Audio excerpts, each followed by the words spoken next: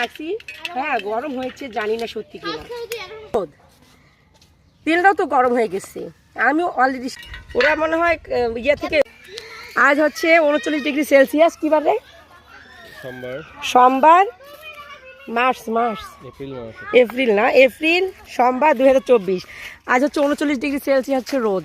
হ্যাঁ আমি আজকে এই জন্য দেখলাম যে সবাই বলে কি রোদে নাকি ডিম ভাজা যায়, তাই আমি হচ্ছে 15 মিনিট আগে প্রায় এখানে আমি রাখছি তেল সহ, দেখি আদৌ সত্যি ডিম মানে ভাজা যাবে কি না। আমি আজকে আর সত্যিটা সবার মাঝে তুলে ধরবো, তাই